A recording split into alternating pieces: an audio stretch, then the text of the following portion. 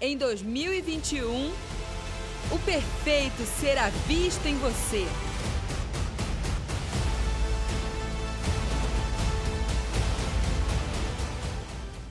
Diz assim a palavra de Deus: graças, porém, a Deus que em Cristo sempre nos conduz em triunfo e por meio de nós manifesta a fragrância do seu conhecimento em todos os lugares, porque nós somos para com Deus o bom perfume de Cristo, tanto entre os que estão sendo salvos como entre os que estão se perdendo. Nós somos o bom perfume de Cristo. E graças a Deus, porque em Cristo Ele sempre nos conduz em triunfo. O apóstolo Paulo, quando escreveu essa carta, na época que ele escreveu essa carta à igreja de Corinto, com certeza, meus irmãos, muitas das pessoas que ouviram o que ele escreveu, que leram, né, o que ele escreveu, que tiveram contato com isso daqui, quando leram ele falando que Deus nos conduz em Cristo em triunfo, se lembraram de uma cultura que tinha naquela época a respeito do cortejo do triunfo. Era um costume romano em que quando o exército romano ganhava uma guerra, né, ele lutava fortemente, o exército romano tinha essa fama de ser um exército que vinha com força, ele derrotava aquela nação inimiga, aquele povo inimigo, então ele entrava na cidade, tinha um dia que ele entrava na cidade e o general romano, ele vinha lá num cavalo, numa carruagem com 4 cavalos, e era dado ali toda a honra a ele pela vitória, e os soldados vinham trazendo os prisioneiros daquela batalha. Isso era conhecido naquele meio, naquela época, como cortejo do triunfo. E o que as pessoas faziam? As pessoas colocavam incenso, aspergiam incenso, né, perfumes, na rua aonde o cortejo do triunfo iria passar. Então, quando o apóstolo Paulo, ele fala que Deus em Cristo nos conduz sempre em triunfo, inevitavelmente as pessoas iam fazer, não nós, não é verdade? Nós pensamos assim, automático, que Deus nos conduz triunfantes, vitoriosos. Mas aquelas pessoas, automaticamente, elas iam fazer uma assimilação com aquilo que acontecia na época, que era o cortejo do triunfo. O que era o cortejo do triunfo? Era uma exposição pública de honra à vitória do general romano. Era pública, era uma exposição pública de honra àquele homem. Quando o apóstolo Paulo fala que Deus que nos conduz em Cristo em triunfo, imagine o cortejo do triunfo. Aí o apóstolo Paulo diz assim, que nós somos o bom perfume de Cristo, ainda assimilando ao incenso que era aspergido, que as pessoas lá nas ruas de Roma, no dia do cortejo do triunfo, as pessoas sentiam de longe o cheiro do perfume, o cheiro do incenso. E sabiam que aquele cheiro nas ruas de Roma era o cheiro da vitória. O seu exército tinha chegado vitorioso. O seu general estava ali todo vitorioso. E estava ali os prisioneiros sendo trazidos. Para os moradores da cidade, esse era um cheiro de vitória. Para os prisioneiros que estavam sendo trazidos, esse era um cheiro de morte. O apóstolo Paulo fala que nós somos o bom perfume de Cristo, tanto entre os que estão sendo salvos, como os que estão se perdendo. No 16, que nós não lemos, ele diz, para com estes, cheiro de morte, para a morte, para com aqueles, aroma de vida para a vida. Automaticamente eles iam se lembrar disso, as pessoas que leram, porque conheciam o costume da época. Então vamos pensar hoje no cortejo do triunfo. Nós fazendo parte do cortejo do triunfo, onde Deus nos conduz triunfantes em Cristo, Cristo sendo nosso general. É uma exposição pública do triunfo. Mas como é na nossa vida? Isso aqui Paulo está fazendo, ele contando a nossa realidade, mas também falando de coisas muito espirituais. Muito espirituais. Qual é a nossa realidade em relação à vitória? O próprio apóstolo Paulo, se os irmãos pensarem bem, determinadas pessoas que lessem a respeito do apóstolo Paulo falando de vitória, de triunfo, ia dizer, como assim? Ele é preso, é açoitado, sofreu naufrágio, entra em calabouço, apanha, né? Prende, solta, vai, fica confinado. Que situação de triunfo é essa do apóstolo Paulo? E o apóstolo Paulo mantém isso. E o apóstolo Paulo fala de alegria. E o apóstolo Paulo fala de vida triunfante, fala de regozijo em tribulações, fala de contentamento. O apóstolo Paulo, nas suas cartas, fala de gratidão. Ele vem contrastando completamente aquilo que o mundo tem na ideia de vitória e triunfo. O apóstolo Paulo, se você ouvisse ele, e fosse da época, se ouvisse esse homem falando, ia dizer, o que ele está falando? Não é nada disso que acontece com ele. Não é nada disso. Esses dias ele teve açoitado, esses dias ele teve preso. Foi só açoites em cima do homem. Mas o apóstolo Paulo sabia bem do que ele estava falando.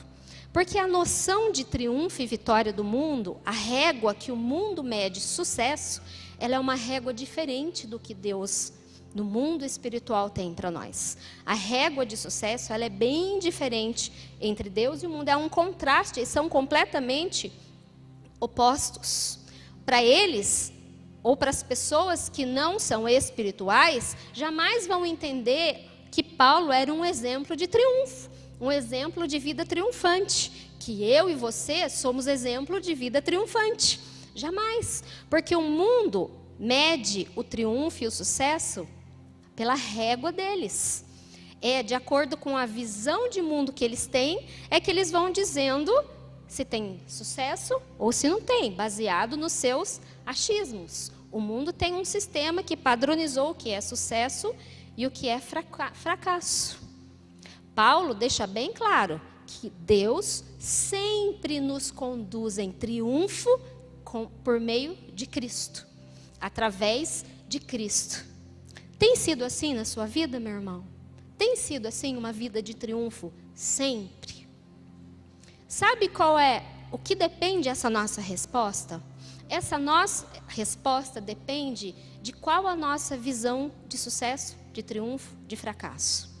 Se a nossa visão está permeada por aquilo que a cultura do mundo tenta fazer a gente se movimentar, se a nossa visão estiver permeada disso, a gente vai parar um pouquinho para pensar, será mesmo? Teve situações, porque a gente vai usar a régua do mundo, a régua do que o mundo entende como fracasso e como sucesso.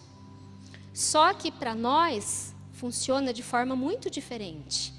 Qual tem sido a nossa atitude diante de tribulações? Todos nós temos tribulações. Todos nós, se eu perguntar aqui, todo mundo tem provação, tem tribulação financeira, tem provação no trabalho, tem perseguição, sofre também.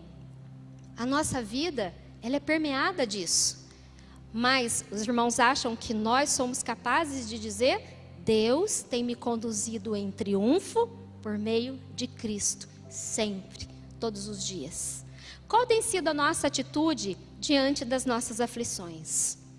Vamos falar um pouquinho de José, vamos pensar nas atitudes de José. Qual foi a atitude de José diante das aflições? Os irmãos conhecem bem a história de José. José nasceu numa família de muitos irmãos, era o preferido de seu pai. Por causa da sua boca grande, né, a famosa boca grande de José, ele tinha um destino em Deus. Deus tinha um propósito específico para ele. E ele teve sonhos, então ele contava seus sonhos, e isso gerava muita inveja no coração dos seus irmãos. E aí, ele falava dos sonhos para os irmãos, para os pais, né, para o pai. E aquilo incomodava os irmãos. Os irmãos conhecem a história. Ele foi jogado no poço, foi vendido como escravo, né, traído por seus irmãos. Os irmãos depois mentiram para o pai, né, que ele tinha morrido. E ele foi levado para o Egito. Aí chega no Egito, vamos lá, né? Às vezes a gente faz assim, né, irmãos? Vamos lá, quem sabe a coisa melhore. Aí no Egito, quem sabe eu vou ter outra vida. Acabou o sofrimento na casa do meu pai, né? Os meus irmãos não gostavam de mim, mas quem sabe novos horizontes no Egito. Então ele vai para lá e ele começa a trabalhar na casa lá do chefe da guarda chamado Potifar. E aí ele é muito bem sucedido. Agora está tudo muito bem, estou caminhando em triunfo. Agora eu estou muito triunfante. E de repente a mulher de Potifar se engraça com ele, inventa, né, dá um falso testemunho dele, inventa uma coisa e ele é expulso de lá, preso. E aí? Ele foi vendido por seus irmãos como escravo, depois ele é traído, né? Foi feito falso testemunho a respeito dele, ele é preso. Na prisão ali ele revela sonhos, porque Deus o usa.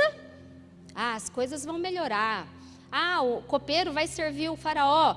Então lembra de mim. O caminho está aí, Deus preparando o caminho. Está tudo certo, eu já estou vendo tudo encaminhando. E passam os anos e o homem esquece de José. Que vida de triunfo é essa, meus irmãos? Só que aí chega o tempo em que o copeiro se lembrou de José e fala para Faraó dele. Então, os irmãos conhecem a história. José vai à presença de Faraó, e acontece todo que ele revela, né, todo o sonho, dá uma estratégia para que o Egito escape da fome que ia vir sobre a terra, dá uma estratégia ali de comando ali. E aí, diante de tudo isso, eu fico pensando, quando José foi na frente, na presença de Faraó, qual será o sentimento de José? Qual era o sentimento que ele tinha no seu coração? De pensar em tudo que ele tinha passado até estar na presença de Faraó.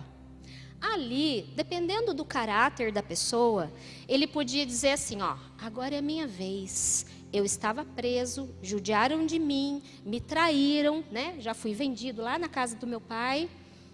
Mas agora, o faraó precisa de mim. Então, eu sou alguém importante. Então, dependendo do caráter da pessoa, a pessoa vai começar a achar ocasião disso. Mas não foi esse o coração de José. José, então, faz, revela tudo, dá a estratégia e fica na dele, sem ressentimentos, sem ficar olhando para o copeiro ali do lado do faraó, dizendo, você está anotado no meu caderninho, eu vou subir e você vai ver comigo. Não. Aí, então, o que Faraó fala para os servos dele a respeito de José? Diz assim, lá em Gênesis 41 e 38. E disse Faraó a seus servos, será que nós acharíamos um outro homem como este, em que haja o Espírito de Deus? Olha o que Faraó fala a respeito de José. Lembrem-se que eu falei no começo do cortejo triunfal. O cortejo do triunfo romano era uma exposição pública onde o general era honrado pela sua vitória. A vida de José estava ali sendo uma exposição pública de um testemunho. Público porque o ímpio faraó reconheceu e disse, não tem outro em que nós acharíamos um espírito, um que tem o Espírito de Deus, tem que ser ele, coloca ele num posto abaixo de Faraó, somente abaixo do Faraó era José, o grande homem do Egito. Aí os irmãos conhecem o resto da história. Tem a fome, José, por causa de ter manifestado na sua geração aquilo que ele portava, um caráter nobre, né? Um caráter nobre, uma fé no Deus que ele ouviu lá na casa do pai dele. José, por ter se mantido ali nesse caráter, nessa firmeza, dando testemunho do caráter, ele é engrandecido, vem a fome, ele preserva o Egito de passar por esse sofrimento, porque ele criou uma estratégia para que eles se mantessem, sobrevivesse aquela nação, sobrevivesse à fome. E então, quando a fome atinge a terra lá da sua família, eles vêm. E aí, ele tem a oportunidade de se vingar dos irmãos. E não é isso que ele faz. Mesmo estando lá em cima, mesmo sendo poderoso do Egito, só abaixo de Faraó, ele não faz isso. Mais uma vez, o caráter dele é demonstrado, é uma exposição pública, um testemunho público do que ele portava por dentro.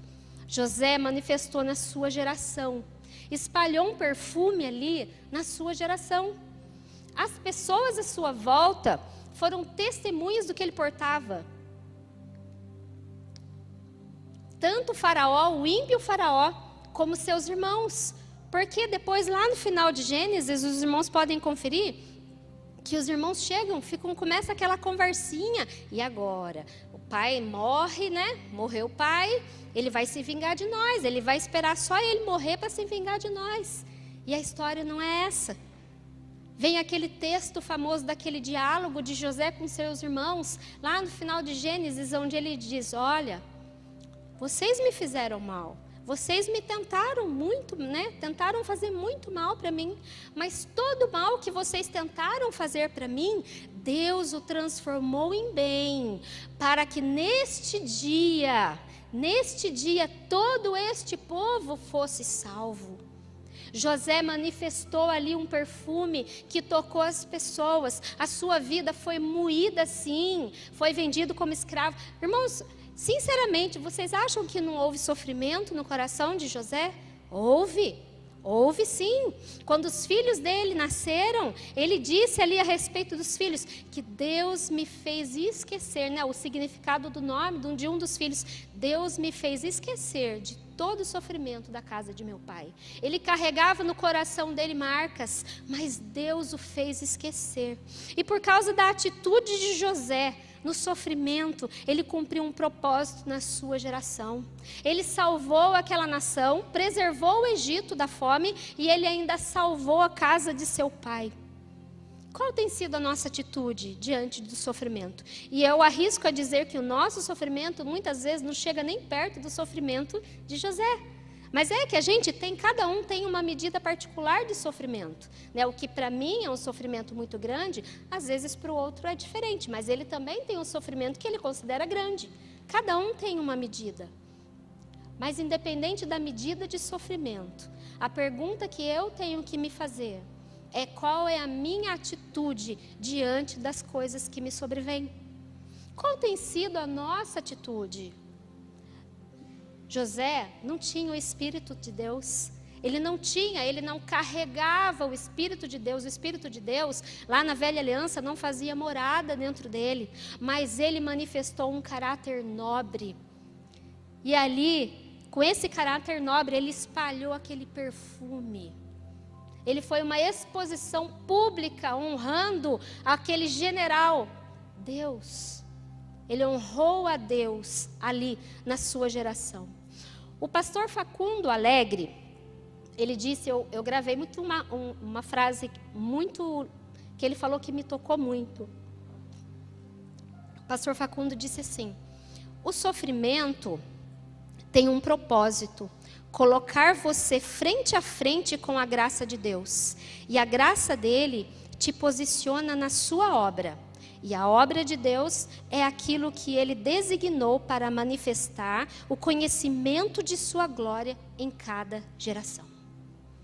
Os nossos sofrimentos nos colocam frente a frente com a graça de Deus. E a graça dele nos posiciona na obra de Deus. E o que é a obra de Deus? É manifestar o conhecimento de sua glória em cada geração. É isso na nossa vida. Quando eu escutei o pastor Facundo falando isso numa palestra, né, com os jovens, eu fiquei pensando na minha vida. Tem sido assim os momentos de sofrimento na minha vida? Eles têm sido oportunidade de eu ficar frente a frente com a graça de Deus e de manifestar a glória de Deus, ou como o apóstolo Paulo fala, quando me espreme, é o perfume de Cristo que sai. Aonde eu vou, nos ambientes em que eu vou. O apóstolo Paulo fala mais ainda, em Romanos 8:28. Sabemos que todas as coisas cooperam para o bem daqueles que amam a Deus, daqueles que são chamados segundo o seu propósito. Pois aqueles que Deus de antemão conheceu, Ele também predestinou para serem conformes à imagem de seu Filho, a fim de que ele seja o primogênito de muitos irmãos. O português não está errado aqui. é conformes mesmo. Que nós sejamos, o sofrimento faz com que nós sejamos conformados à imagem de Cristo. É para desenvolvimento de Cristo em nós. O sofrimento é uma ferramenta muito eficaz para matar o nosso eu, para matar o nosso ego, para acabar com os nossos achismos. É quando a gente chega, né, irmãos? Quando a gente fala assim, ai, irmão, como é que tá? Estou na prova, estou no deserto. O que é o deserto? O deserto é um lugar onde você não tem mais nada. É só você e deserto. Você não tem provisão, você não tem nada à sua disposição, não tem cidades, tem deserto. Tem muito sol de dia, muito frio à noite. O que é isso? As condições que você tem ali. Quem está no deserto? Eu e mais quem? O deserto é você e Deus. É uma grande oportunidade de você estar frente a frente com a graça dele. É uma grande oportunidade de aprendizado.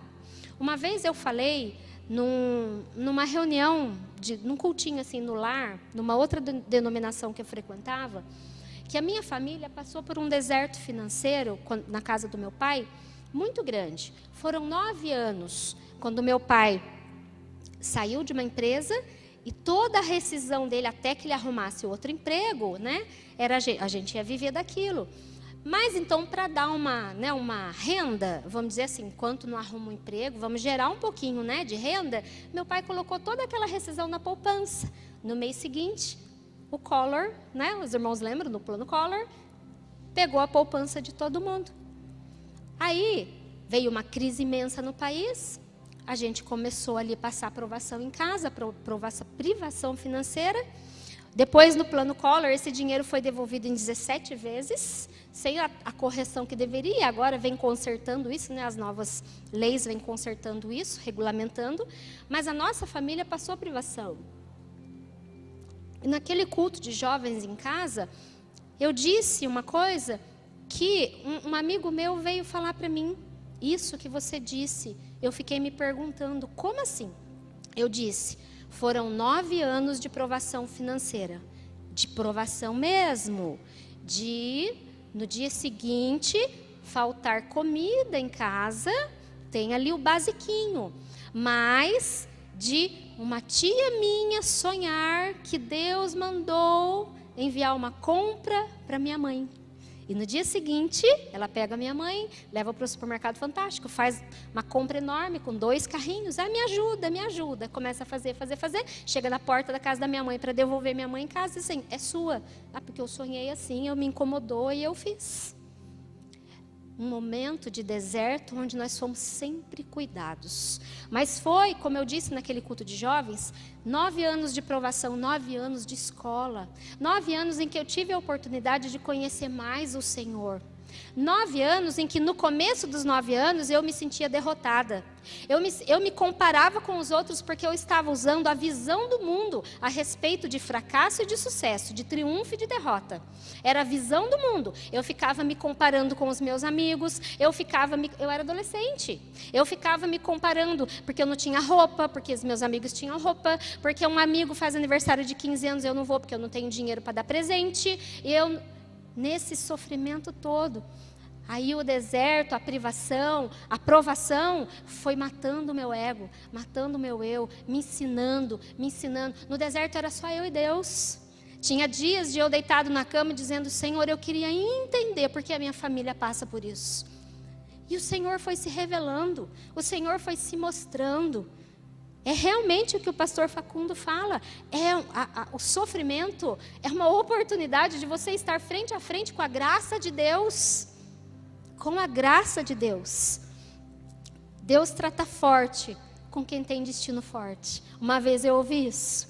Deus trata forte com quem tem destino forte. Nós temos destino forte? Deus trata forte conosco. Através do sofrimento, todas as resistências da nossa alma vão caindo. Elas vão sendo eliminadas de uma vez. Até que a gente vai se desprendendo de coisas que não servem no deserto, meus irmãos. No deserto não adianta carregar bagagem. Você não aguenta por muito tempo. No deserto, não adianta carregar muito achismo, não adianta carregar muitas convicções, não adianta, elas caem por terra. Na seca do deserto, na caminhada do deserto, tudo isso vai ficando para trás, porque você precisa desesperadamente, não do supérfluo, mas do básico. De que adianta uma roupa de festa, uma roupa de gala, um vestido de gala no deserto? É supérfluo. Pode ser valorizado aqui. No deserto, é supérfluo. No deserto, nós dependemos somente do básico. E o Senhor vem no deserto, então, através das provações e dos sofrimentos, e nos leva, vai nos moldando. Vai nos moldando à medida que nós vamos nos abrindo das coisas que nos prendem, dos nossos sofismas, das nossas fortalezas, dos nossos achismos. E Ele vai nos conduzindo, o Senhor, no meio do sofrimento e das privações, das provações, até um lugar onde você e eu não somos mais abalados. Os irmãos já passaram por essa experiência? Sim, eu sei que sim. Muitas provações, as dores são tão grandes, os sofrimentos são tão imensos, você não sabe como vai ser o dia de amanhã, nem hoje você sabe como é que vai terminar. Né? Eu estou acostumada a ter tudo previsível, tudo controlado, e de repente eu não controlo mais, não é mais de um mês para frente, eu não controlo mais o meu dia de hoje, eu não sei como acaba o dia que começou.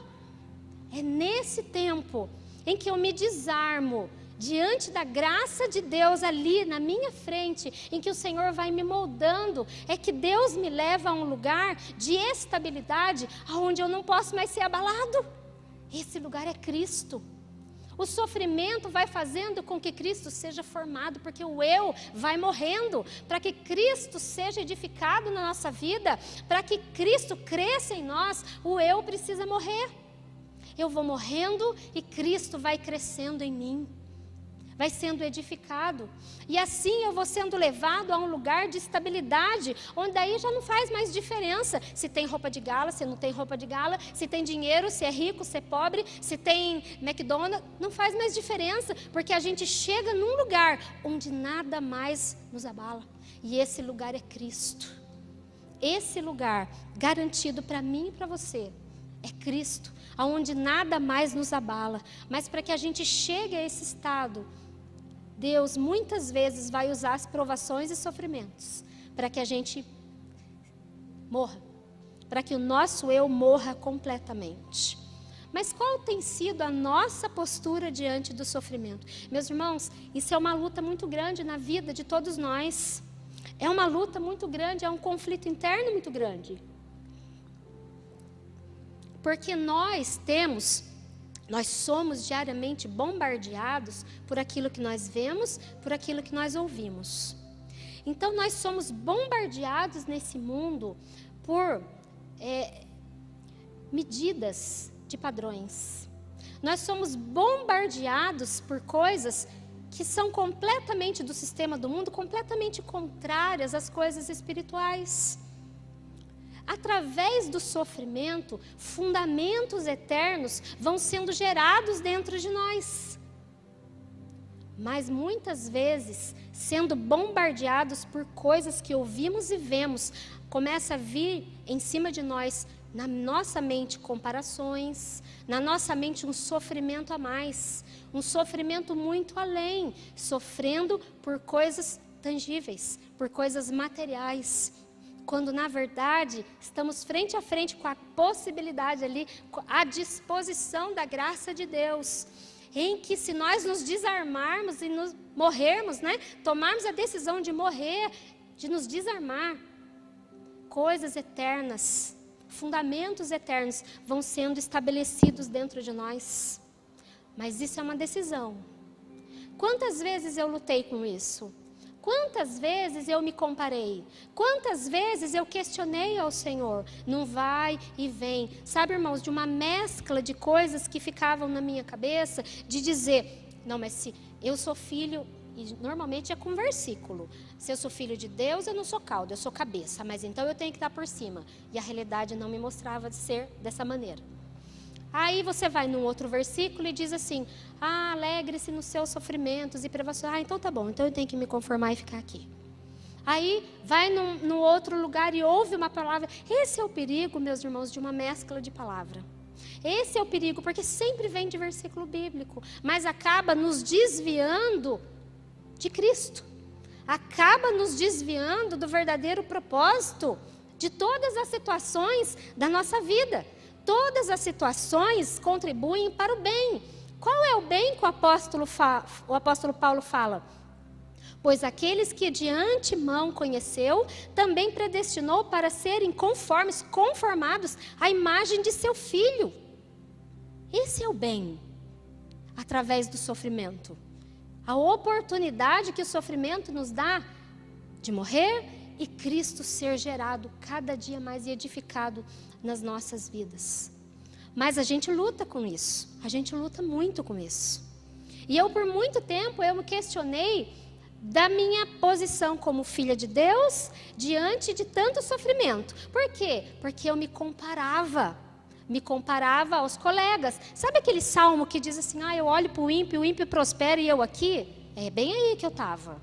Muitas vezes eu estive nesse lugar de ressentimento com Deus. Nesse lugar em que eu ficava me ressentindo. Eu não tinha coragem de falar. Não falava, mas dentro do meu coração, o Senhor que me sondava, o Espírito de Deus que me conhecia, sabia que eu olhava para a vida do outro e via na visão que o mundo traz, triunfante, e a minha vida de fracasso. Só que eu não estava olhando com olhos espirituais. Eu não era capaz de ver o que de eterno estava sendo produzido em mim. Até que eu fui permitindo que isso invadisse a minha vida. Fui me entregando, fui parando de, Senhor. Teve um dia que eu na minha cama eu disse assim, Senhor, todas as minhas defesas caíram por terra. Eu não tenho mais resistência. Aí eu estava pronta. Aí eu estava pronta para o que o Espírito queria me falar. Aí eu estava pronto para o que Deus queria manifestar para mim e revelar a mim. O nosso sofrimento traz o bom perfume de Cristo. É o testemunho muitas vezes que nós damos. É um testemunho muitas vezes de caráter. Nossa vida pode trazer confusão, sabia? Pode trazer confusão de dois jeitos. Primeiro, você diz que é filho de Deus, mas vive revoltado porque não se conforma com o sofrimento. Também pode trazer confusão do outro jeito. As pessoas olharem e dizer assim, meu Deus, olha pelo que ela está passando e ainda assim ela é feliz. Aí eles ficam confundidos, porque é loucura. As coisas eternas são loucura para as pessoas que não são espirituais. Mas tudo depende de como a gente vai reagir diante do sofrimento. Tem uma história, meus irmãos, que eu ouvi e nunca esqueci.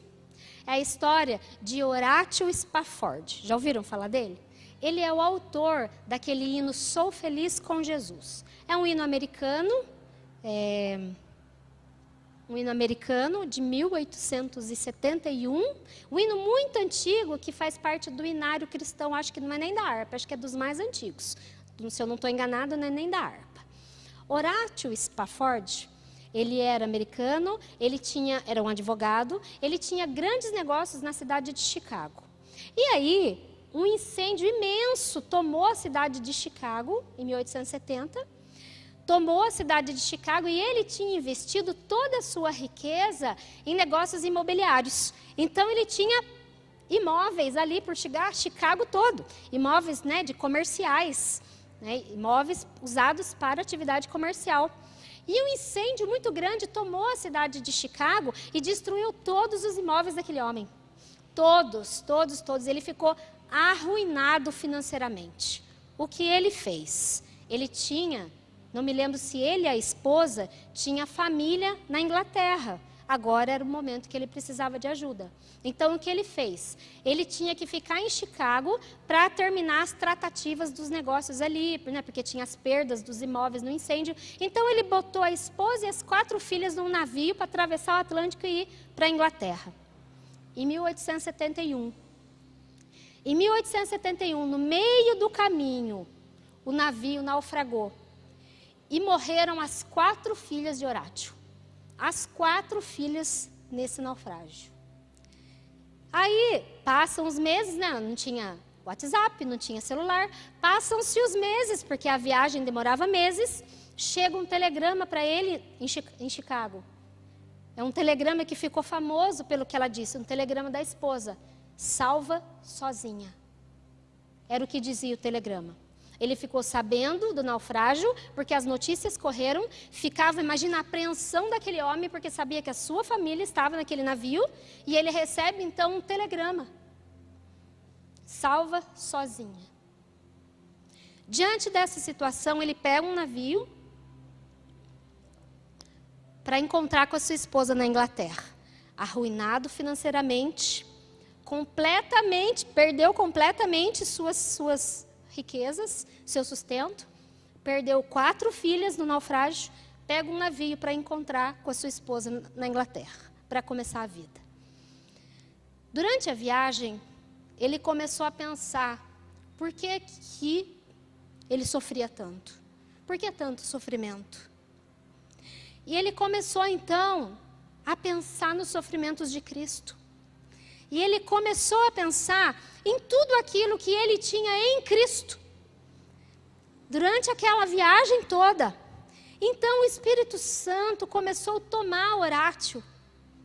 E ele escreveu um dos hinos mais belos que a gente tem em descrição. Que é Sou Feliz com Jesus. E aí ele pediu para o rapaz lá, o funcionário do navio que o conduzia para a Inglaterra, que o avisasse quando o navio passasse exatamente no mesmo local onde tinha naufragado, que as suas filhas estavam lá, no fundo do mar. E aí, chegou nessa hora, o moço foi lá, chamou lá no quarto dele, onde ele estava lá, e disse assim, nós vamos passar agora pelo mesmo local em que houve o naufrágio do navio, não me lembro se chamava Hermes. E ele foi lá para cima. E lá para cima, ele começou então a cantar o hino que ele tinha composto durante a viagem. Meus irmãos, eu não consigo imaginar um homem perder 4 filhas, perder tudo que ele tinha, todos os bens, e chegar lá na escuridão da noite, olhar para aquela imensidão do mar, sabendo que suas 4 filhas, muitas, 2 eram bem pequenas, estavam lá no fundo do oceano, e ele nunca mais ali, nesse plano, iria vê-las. O corpo, ele não ia poder enterrar o corpo das filhas. E de repente ele abre ali um papel e começa a cantar o hino que ele compôs dentro daquele navio, indo encontrar a mulher. E o hino começa: se paz a mais doce me deres gozar, se dor a mais forte sofrer, seja o que for, sou feliz com Jesus. Os irmãos conseguem imaginar o que tinha no coração desse homem? Que perfume que ele exalava diante de todo o sofrimento. Esse homem foi capaz de enxergar o quão rico ele era. Ele perdeu as suas finanças, mas ele via o quão rico ele era. Ele perdeu suas filhas, mas ele via o quão bem-aventurado ele era, porque Cristo habitava nele. E ele dizia o quão eu sou feliz com Cristo.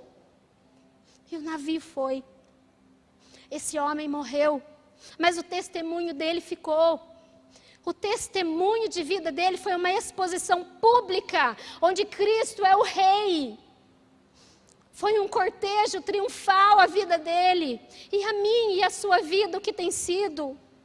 Quantas vezes eu questionei ao Senhor por coisas que me aconteciam, por coisas materiais que eu perdia, sem levar em conta os fundamentos espirituais eternos que estavam sendo gerados dentro de mim.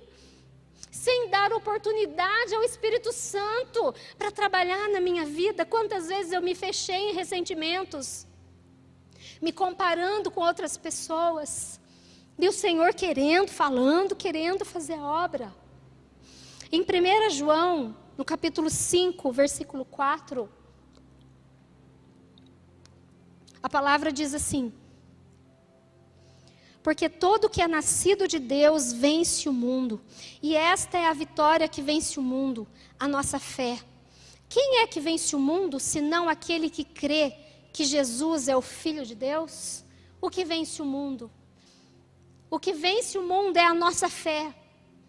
E o que é essa fé? É uma certeza, é um firme fundamento de que Cristo está sendo formado em nós, de que nós somos o templo do Espírito Santo e nós repousamos e descansamos num lugar onde jamais poderemos ser abalados. Então, porque muitas vezes a gente acredita nas mentiras? Porque muitas vezes a gente acredita que somos fracassados? Eu fracassei, eu perdi. Meus irmãos, falando em perdi, eu lembrei. Eu escutei uma frase, meu irmão me mandou uma frase do pastor Hernandes Dias Lopes. 14 de maio, eu dizia assim, meu pai faleceu dia 14 de maio. E eu dizia assim, eu perdi meu pai. As pessoas mandavam mensagem se meu pai estava internado. Como está seu pai? Infelizmente, nós perdemos meu pai. E meu irmão mandou para mim uma mensagem com a frase do pastor Hernandes Dias Lopes, que diz assim, ninguém perde aquilo que sabe onde está. Eu fui curada disso. Eu não perdi. Eu não perdi, eu ganhei. Eu sei exatamente onde meu pai está. Se você perdeu o seu querido, você também, um ente querido, você também sabe exatamente onde ele está. Então, por que nós vamos aceitar as mentiras que ficam rondando a nossa mente, rondando a nossa alma, dizendo que perdemos, que fracassamos, que não ganhamos? É completamente o contrário. Se nós temos Cristo em nós, o que nos falta? Nós somos ricos, nós somos bem-aventurados, em tudo nós somos supridos. E quando sofremos, existe graça para nós, existe graça suficiente. Essa fé que vence o mundo é o firme fundamento de que Cristo está sendo formado. Essa fé vence as expectativas enganosas de sucesso do mundo, vence o imediatismo do mundo, vence a comparação que nós fazemos. Tudo isso o mundo quer gerar dentro da nossa alma. Tudo isso, às vezes é um comentário, às vezes é uma revista, às vezes é um programa de TV. Em todo tempo, o mundo quer colocar sobre nós pensamentos muito abaixo do que aqueles eternos que nós temos que ter. E nós temos que ter em mente, como a gente aprende nessa casa, que os nossos pensamentos constroem coisas dentro de nós. Se nós passarmos tempo pensando naquilo que o mundo quer que nós pensemos, que somos fracassados, porque tive um problema, perdi o emprego, meu pai faleceu. Se nós começarmos a pensar dessa maneira, esse pensamento vai construir fortalezas dentro de nós. Fortalezas que vão nos afastar da presença do Senhor. Não porque o Espírito se retira de nós, mas porque nós nos fechamos. Nos fechamos, fecha as portas. Igual adolescente, quando fecha a porta e quer sofrer sozinho, muitas vezes fazemos assim com o Senhor. Fugimos dele, sendo que ele tem alegria e que ele é suficiente. A nossa fé no Cristo que habita em nós, o qual nós estamos sendo conformados à sua imagem cada dia mais. Essa é a certeza que temos de uma vida vitoriosa. O nome do culto é Criados para Vencer. Tem jeito de perder, irmãos? Tem jeito de perder? Jamais. Nós sempre ganhamos, sempre somos vitoriosos, sempre somos mais que vencedores. Em Cristo nós estamos além. Em Cristo nós andamos acima, numa dimensão sobrenatural, acima do pecado, acima dos problemas, acima das privações, acima de todo sofrimento.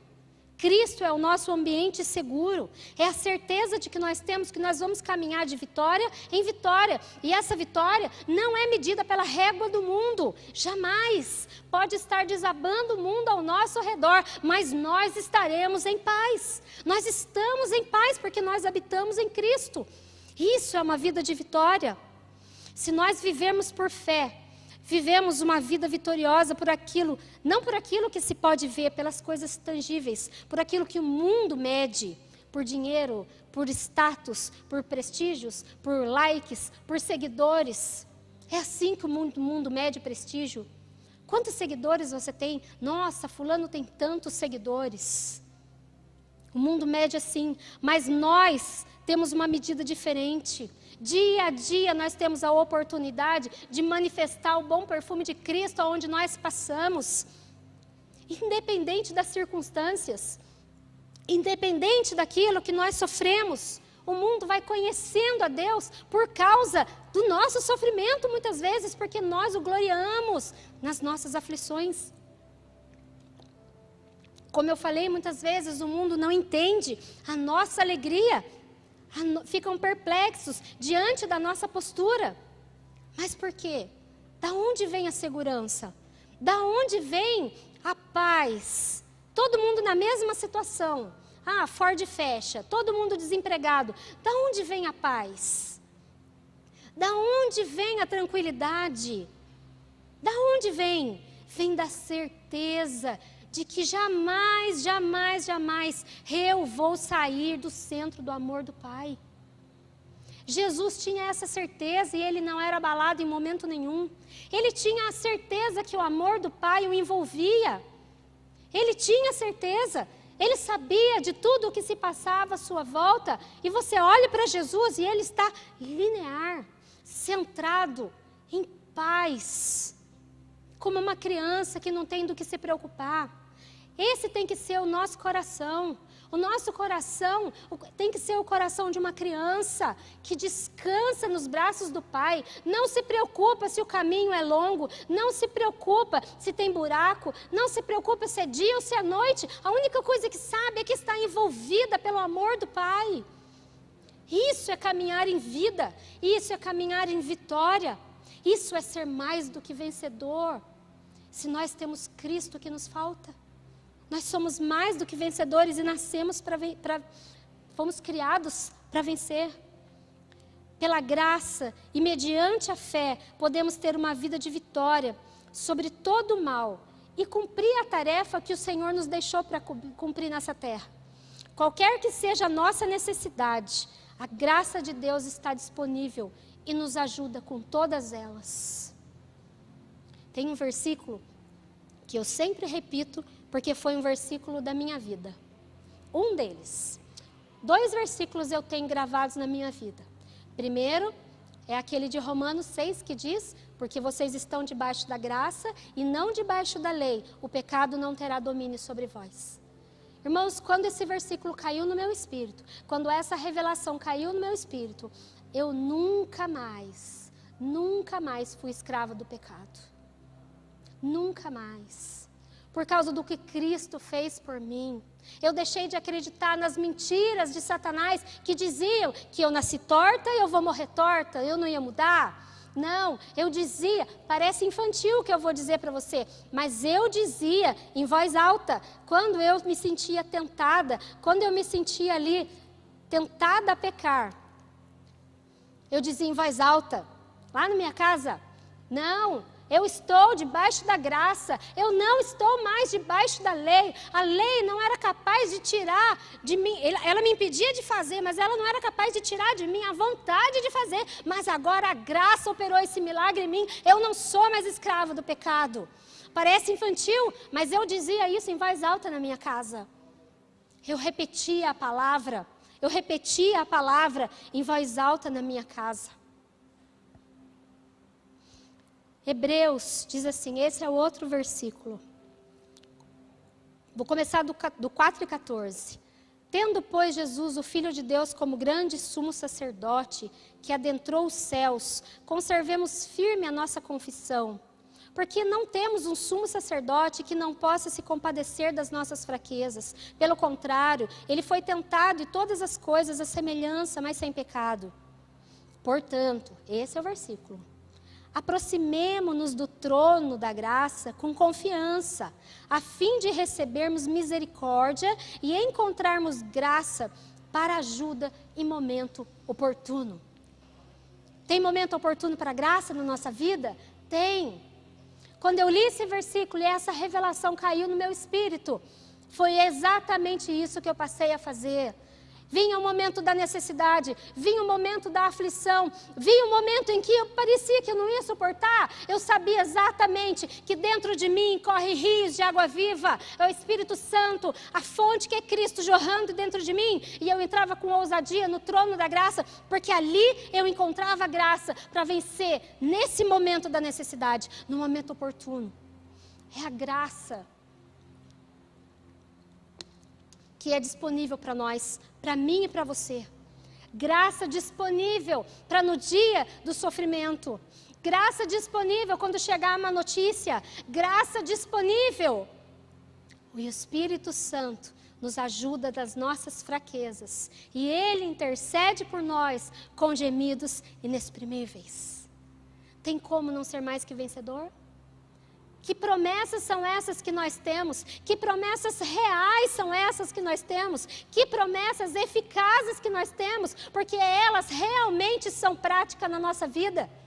No dia da adversidade, tem graça suficiente para mim. E quando eu não consigo nem orar, porque o ambiente me aperta, me espreme, o Espírito intercede por mim. E renova as minhas forças, e eu passo a viver numa dimensão acima de todas essas coisas, criados para vencer. Eu e você fomos criados para vencer, porque estamos em Cristo, chegamos em Cristo, vivemos na graça, vivemos no novo pacto, o ministério do Espírito, o Espírito operando todas essas coisas em nós, revelando todas essas coisas dentro de nós, temos acesso, o acesso é direto. E graças a Deus por isso. Graças a Deus. Amém, meus irmãos? Vamos orar? Dobre a sua cabeça. Obrigada, Pai querido. Obrigada pela realidade que nós vivemos, Senhor. Muito obrigada, Senhor. Porque com Cristo, esse nosso lugar seguro, esse nosso descanso, nosso lugar de paz, o Rei da paz, Senhor. Em Cristo somos capazes, Senhor, de atravessar por qualquer situação. Qualquer situação que venha, Senhor, contra nós. Qualquer, Senhor, tempestade que se levante. Oh, Jesus, muito obrigado porque Tu és nosso lugar seguro. E em Ti, Senhor, não há perdas. Em Ti não há fracasso. Nós não acreditamos e rejeitamos as mentiras deste mundo, desse sistema falido. Porque em Ti já somos vencedores. Estamos sentados nas regiões celestiais contigo. Ah, Senhor, acima de tudo isso, acima das privações, acima das provações, e também Te agradecemos pelas aflições, porque elas são oportunidade da Sua graça se manifestar através de nós, e essa graça se manifesta, Senhor, movendo a nossa vida, nos tornando mais parecidos com Cristo, e também, Senhor, tocando, Senhor, os outros, porque ela sempre é a favor dos outros, o Senhor sempre nos move em direção aos outros. Muito obrigada, Senhor. Muito obrigada por essa tão grande obra. Muito obrigada, Senhor, pela cruz. Muito obrigada pela viva esperança, Senhor. Só Te agradecemos e pedimos que o Senhor cada dia mais nos fortaleça. Que possamos cada dia mais nos achegarmos mais e mais para o Senhor. Mais e mais em Ti, Senhor. Pois em Ti nós somos muito mais que vencedores. Em nome de Jesus. Amém. Deus abençoe os irmãos. Graça e paz. Deus abençoe você que nos assistiu pela TV Rica. Que Deus te abençoe. Independente da situação em que você se encontre, Cristo em ti, dentro de você, te faz andar acima de todas elas. Amém? Em 2021, o perfeito será visto em você.